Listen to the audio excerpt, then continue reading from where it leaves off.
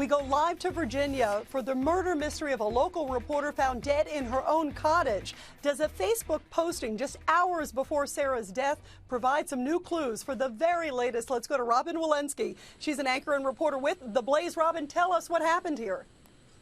Well, Rita, good evening. You know, this Facebook posting is going to be key to unlocking the mystery of this woman's murder. Basically, she is a reporter, 48 years old, working on an investigative piece, Rita. You never really know who you're interviewing or who you're dealing with. She was also doing internet dating. So, again, there's all kind of characters out there. But this Facebook post, and I'm going to quote from Facebook, she writes, "Going to be sleeping with the windows open." Now, if that blank crazy boy, curse word there, would just leave me alone. That's very suspicious. That means that someone was irritating her, and she was clearly afraid. Leaving the windows open, I hope he leaves me alone. That's really suspicious, Rita. It sure is. It raises a lot of red flags. Robin, tell us also what happened with her. We know that suddenly she puts this posting on, and then the next thing we know, hours later, an off-duty firefighter goes by? Yes, that's right. She posts that at night on a Sunday night, and then Monday morning, a firefighter off duty is driving by her home, which is a cottage located about an hour out of Washington, D.C., in a much more rural area. And he sees the smoke, and the firefighter dials 911. The fire folks arrive, and they find her in a back bedroom dead. Let's go to Joe Gomez, investigative reporter with KRLD Radio. Joe, she's in this back bedroom dead. Sort of describe this house, this cottage that Robin was just talking about.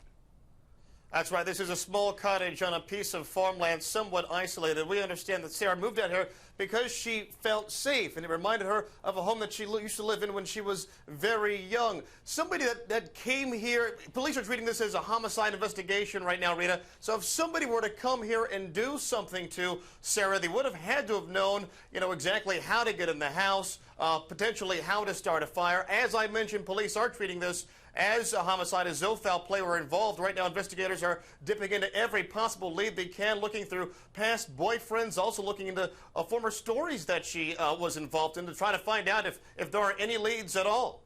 You bring up a lot of great points, Joe. First of all, tell us a little more about the neighborhood. Were there homes nearby? Would someone have, surely seen something or someone suspicious walking in, as you point out?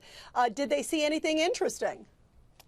As I mentioned, this was on a stretch of farmland in a rather isolated part of town, Rita. So, unfortunately, we don't know at this point if anybody actually had seen a car pass by. But we do know that police had set up checkpoints in the area and were interviewing cars that were driving through this neck of the woods to try to find out if they had seen anything. At this point, we just don't have the answer to that, though, Rita. Robin Walensky, do we know how big this cottage is, this sort of farm cottage where she is? And also, you mentioned she was found dead in the back of the cottage. Do we know where the fire started? That's a great question. They're not releasing where, the fire started, but they definitely knew on first glance, Rita, that it was suspicious. The home, to my eye, looks relatively small. She was living there alone as a single woman, 48 years old. And the internet dating, the information on her computer, what websites she was using, who she was communicating with on Facebook, and also, of course, her phone, BlackBerry, is going to be key to this. Because obviously, as a news reporter, she was in contact with a lot of people, sources that she was working on this investigative piece, plus the internet dating. So there's a lot of people to go through here.